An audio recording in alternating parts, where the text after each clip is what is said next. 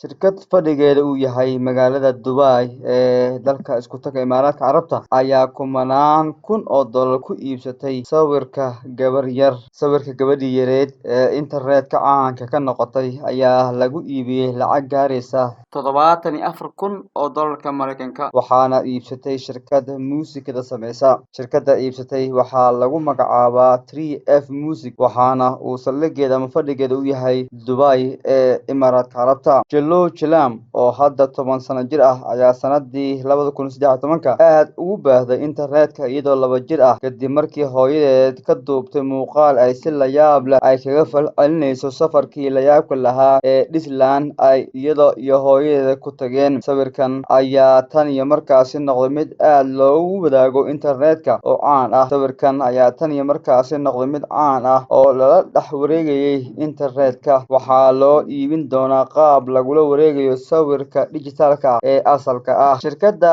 NFT waxay bixisaa shahaadada dhijitaalka ah ee lahaanshaha sawirka waxayna u oggolaanaysaa in noocyadii hore ee asalka ahaa ee ku jira internetka loo iibiyo sida inay yihiin sawirro caadi ah. Bishii Sebtembar sanadii 2013 Jello hooyadeed Katie ayaa soo gelisay internetka muuqaal muujinaya labadeeda gabdhood oo ka falcelinaya dalxiis kadis ah oo ay ku tageen meel lagu magacaabo Disneyland. Mid ka mid ah gabdhaha oo lagu magacaabo Lily ayaa bilowday oohin balse markaa kaamirada ayaa iswareejisay oo Jello ayaa waxay markaasi qabatay wejigeeda laakiin ujeedada hooyada sawirka markii hore waxay la rabtay Lily laakiin markaasi kaamiradii oo iswareejisay awdeed ayaa waxay qabatay gabadhan kale. Haatan sawirkeeda lagu iibsaday 74 kun oo dollarka Mareykanka waxayna u ekaatay qof ilka dhaadheer. Inta kale internetka ayaana ku dardaray oo markaasi zaid ka dhigay. Muuqaalkan ayaa la daawaday in ka badan 20 milyan oo jeer halka falcelinta Jello uu noqday dareenka internetka oo aad u ballaaran waxaana ka falceliyay dadka isticmaala aaladaha baraha bulshada. Waxaa furay Tumblr-ka waxaan arkay kaliya bog badan oo ay ku jiraan wejiga Jello ayay u sheegtay warbaahinta hooyada dhashay gabadhaasi. Waxay ahayd arrin aad u yaab badan in sawirkaasi uu heerkaasi gaaro ayaa halkeeda sii raacisay. Toddobaadyo gudahood maqaal lagu daabacay BuzzFeed wargeyska lagu magacaabo ayaa lagu sheegay in Jello ay tahay boqoradda internet